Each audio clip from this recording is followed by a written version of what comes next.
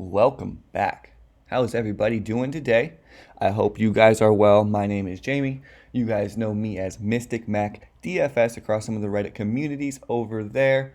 Like usual, since it's now the third week we are doing this, we are on week 3 of the XFL. I'm just going to do a quick little lineup build section where I'm just going to go through some strategies, some game theory, just kind of go through a few of some game stacks that I'm going to have some interest in targeting at this point throughout the week.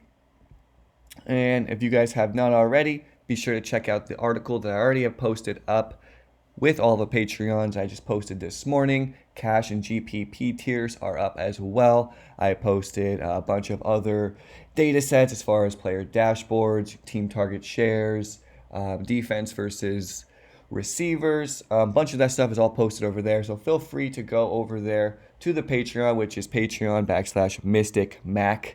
DFS. That'd be greatly appreciated. If not, no worries at all. If you don't mind, a like, a subscribe, that would mean a lot. That would go a long ways. I'm trying to get a little bit familiar with this system and trying to get a lot more content out through YouTube. So let's go ahead and let's get started. This is going to be an interesting week. Whereas, like I mentioned in the quarterback video a few days earlier, that there's a lot of quarterbacks that I'm going to have some interest in throughout this week.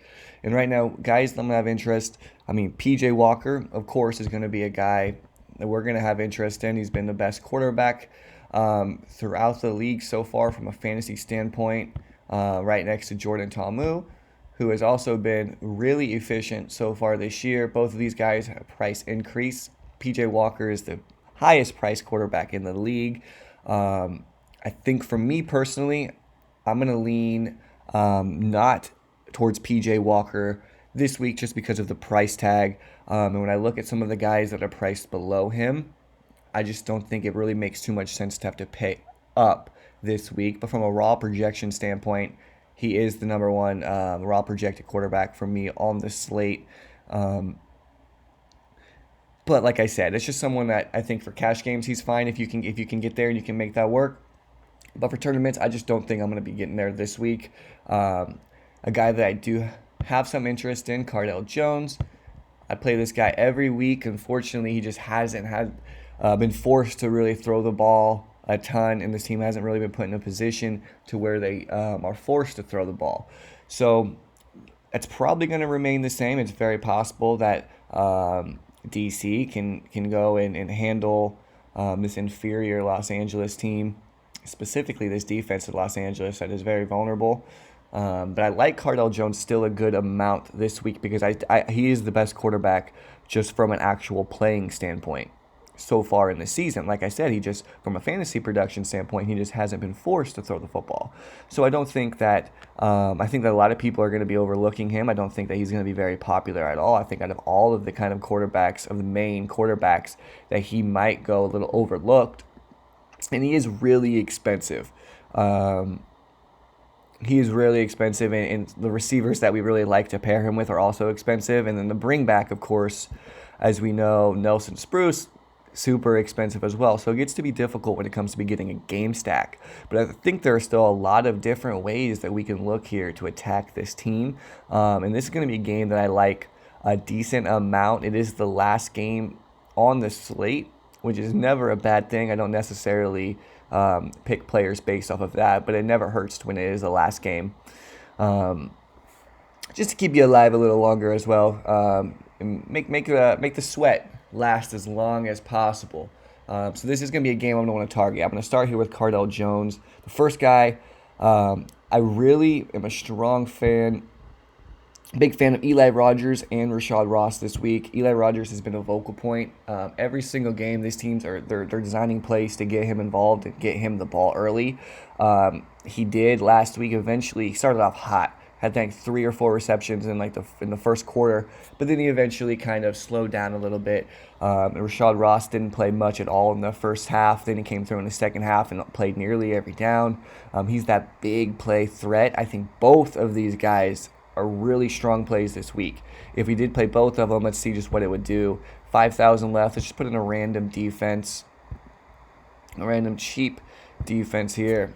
Battlehawks against the pitiful New York team as 10-point favorites at 3.7K. That probably is going to be the one of the chalkier defenses of the week.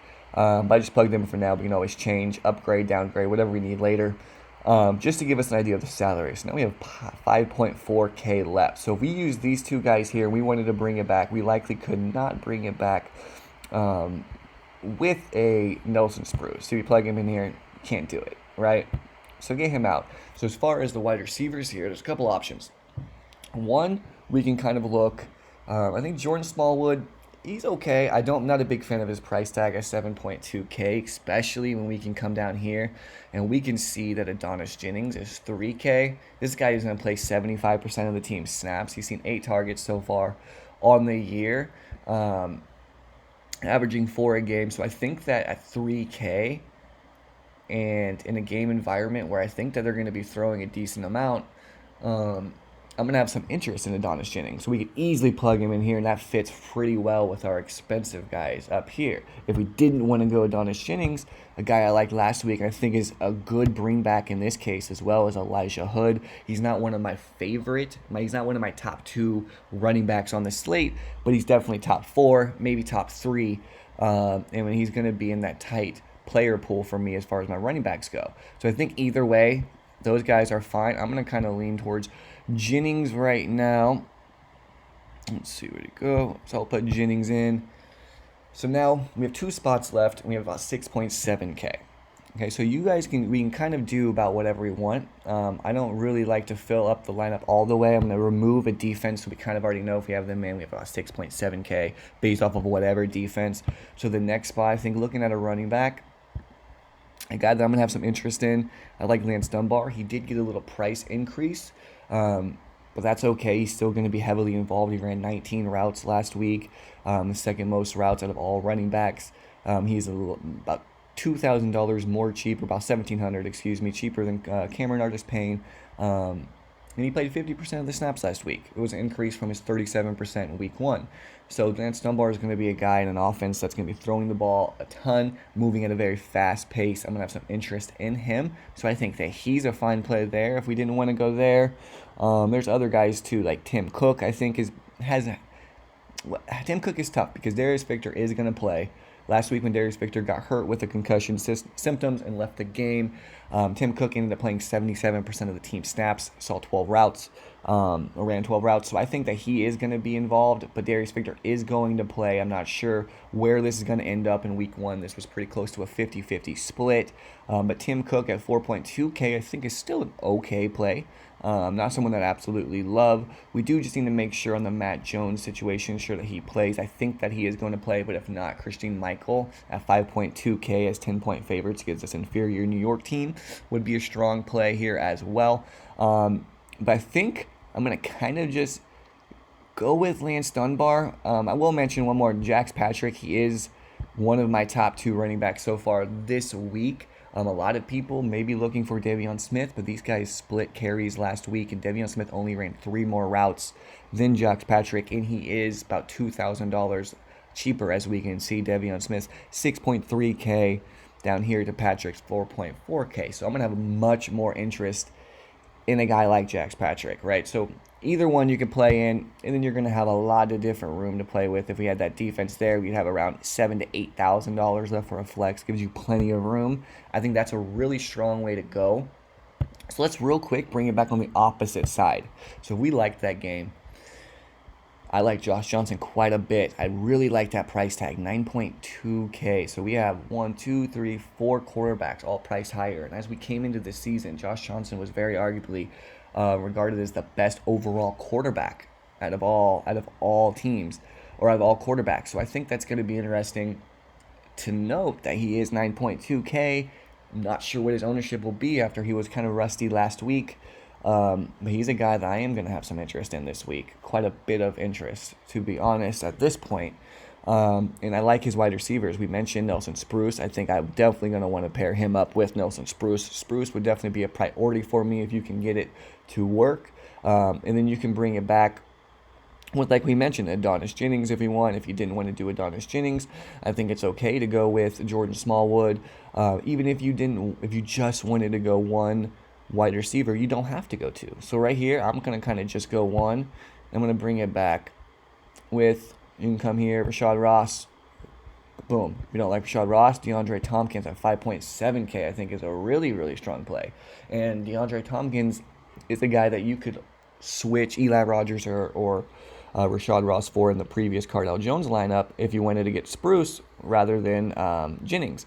So there's different ways that you can go with this team that I like from all different price points. It's why this team is so appealing for me. They have guys at 3K, 5K, 7K, 10K, 9K, right? Like all over the place. These guys have players that I think are very viable on this slate. And that's just something we're going to have interest in. So I think this is kind of an interesting way to start here. I also don't hate the idea. This is generally not something we try to do specifically in NFL, but I don't hate the idea of having 2 DC guys and only 1 LA guy if we did something like this, just because Nelson Spruce carries so much volume that he could easily just be the only guy to really blow up. And Cardale Jones, if DC gets into a pretty big lead and he only has 2 touchdowns and Eli Rogers and Tompkins each have a touchdown and catch, 6 to 8 balls for 80 to 100 yards, they could be very valuable where you didn't need Cardale Jones. So something like that I think is going to be interesting to do. We don't necessarily have to go that route now. If we go here, I like to plug in, like I said, Lance Dunbar is a strong play for me this week. Plug him in here, and as far as some other wide receivers, let's see where his guy, kind of like Alonzo Russell. Alonzo Russell led this team in snaps and routes last week. It's only 5.9K. I think he's in a strong spot. I think we got Pearson L on that same team. He's a little pricier. That he is also a strong play over here. But there's really a lot of guys. Flynn Nagel, like we put down, is in a good spot as well. I like this Dallas team that we'll talk about. There's a lot of different options that you can go. Reese Horn, one of my favorite wide receiver plays of the week, especially now that Nick Truesdell is out. He ran a route on 95% of his snaps. He ran like 35 routes, and even though he was like 4th in the team in snaps, he was number 1 in routes. Saw 8 targets last week, 5 in week 1. Now with Nick Truesdell out, I think he's going to see a lot of volume. I think he's way too cheap. So he's a guy I like a good amount this week. So I'm going to go and plug him in here. Now we have 2 spots left. Again, we could plug in any D. Boom, 9.7K. Get any guy you want over here. Mikael McKay, I think, is a strong tournament play this week. Jeff Badette, strong tournament play as well. Those are some guys that I like. Let's go and build another lineup here with another game that I have some interest in. Dallas and Seattle. So I think Brandon Silvers and Landry Jones are both viable. I do not script a bunch of lineups, so if you're scripting 20 to 50 to 150 lineups, I would certainly get some of Brandon Silvers. I think that he has tons of upside this week. However, since I am typically a 3 to 6 entry player, it's hard for me to be able to get to a guy like Brandon Silvers, but I do think he is very viable this week. Quarterback is in a spot that has really broke the slate as of yet, so Brandon Silvers can, maybe throw for 250 to 275 yards, get 2 to 3 touchdowns like he did in week 1, but maybe just a little bit more efficiently. I think that he has a lot of potential. But I'm not going to make a lineup with him here because I just think out of all the other quarterbacks, he is just kind of on that tail end. Landry Jones, however, is a guy I'm going to have a lot of interest in this week. He was the first quarterback so far this season to throw for 300 yards and get that bonus, and he only obviously played 1 game. Now, guys that we're going to want to pair him with, obviously I think Lance Dunbar is going to be a perfect option to pair him with. Very strong option. But outside of him, I love these 3 wide receivers here. Jeff Badette at 8.6K is one of my favorite plays. Parham is one of my favorite plays. And Nagel is one of my favorite plays. So as you can see, Dallas is one of my favorite teams to kind of focus on this week. I'm going to be making sure I get multiple Landry Jones lineups. That way I can make sure I get enough of Nagel, Parham, and Badette in my lineups. Parham was kind of the guy who exploded last week. A lot of people think of him as a tight end because that is what he is listed as, the depth chart as. However, he runs primarily in the slot, so he is a slot receiver. So I think that's going to be important to note going forward, that the confusion there that a lot of people think that he is a tight end and people get nervous about playing tight ends in this format, and that makes sense. But like I said, he is running routes in the slot. I like him quite a bit. We'll go with But that here, like I said, really, if you guys wanted to put Nago in for either one of these guys, I have no issue. If you wanted to get Dunbar in, I have no issue. I'm going to be alternating this quite a bit so I can make sure that I get pieces of everybody here. And as far as a bring back, I don't think it is necessary. Keenan Reynolds is always a good play. He does get a little bit of a downgrade in this matchup this week after he finally had a pretty solid week last week of catching that big touchdown pass. He played 100% of the team snaps. He only ran a route on 35% of the team snaps. They just weren't forced to throw, but he is going to be on the field a ton for this team. He is very clearly the number one option. I still think he is a fine play. Dontez Bird is a very thin play, but he is your boom or bust play. He sees 2 to 3 deep targets a game. Just hasn't came down with them yet because, like I said, Silvers has been very inefficient. Not sure if I will get to Dontez Bird this week on the lineups that I am playing, but if I were to play in large field tournaments, scripting a bunch of lineups, I would certainly get a share or two of Dontez Bird. But as far as that, I'm not going to bring anyone back on this Seattle team. I don't think it's really needed. Like I said, we could do Keenan Reynolds, but I don't really think that is going to be needed. So here, Sammy Coates is going to be an interesting guy. I loved him last week. He's just been one of the worst wide receivers so far this season from an EPA, expected points added standpoint, yards per route run standpoint. He did catch a big touchdown pass last week that got called back because he was pushed out of bounds. He caught a big pass the week prior that got called back as well. So those are reassuring things to see that he is catching that. He is one of these weeks going to probably see 7 or 8 targets, and he's probably going to catch 4 passes and have 2 touchdowns for 150 yards. That's going to happen some point this season. Is it this week? Could be. Very well could be. He's going to be a guy that I'm going to have interest in when I can project him to be unowned. But when he is going to be heavily owned, or I'm projecting him to be, 20+% owned, I'm not going to have very much interest going forward because he's simply a boom or bust play. Very inefficient guy. He's just going to run a high A dot, and you got to hope that he comes down with those catches. With that being said, he has burned people the last couple of weeks. He's going to price decrease. I can see him being a little under-owned this week. And if that's the case, I'll have some interest again. Tread lightly. Like I said, it's not a sure thing even in the slightest. But he should be lower owned and he has huge upside. So I'll put him in this one for now. As far as the running backs, like I said, I'm really going to have a short pool of my running backs, 3-4 guys. Patrick's definitely going to be one. Dunbar's going to be one.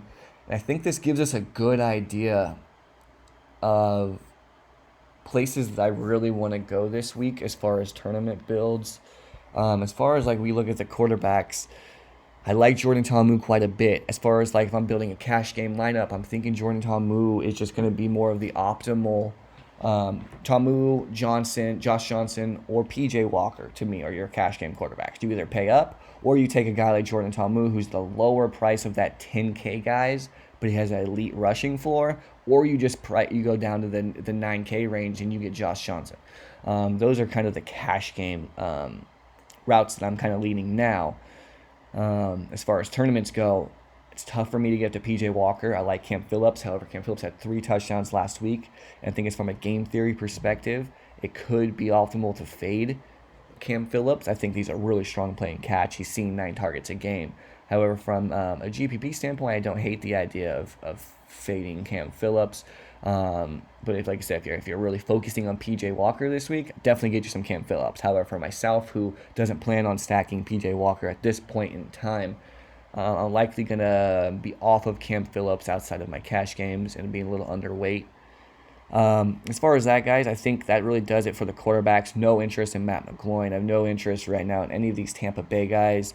If Marquise Williams would happen to get the start for New York, he would be interesting. But as far as this week goes, I'm not going to have any interest there. I think it's Josh Johnson. I think it's Cardell Jones, Jordan Ta'amu, and Landry Jones are going to be the main guys. Obviously, PJ Walker is always going to be elite play. His price tag kind of prices him out for me this week. But that's going to kind of do it. I hope you guys found this useful. Like I said, please give this a like, a subscribe. That would mean a lot. Like I said, if you're interested in all those other data sheets, GPP tiers, the articles, whatever it is, go to my Patreon, check it out. I appreciate you guys. And I will see you guys later. I hope you guys crush your contest tomorrow. And bye.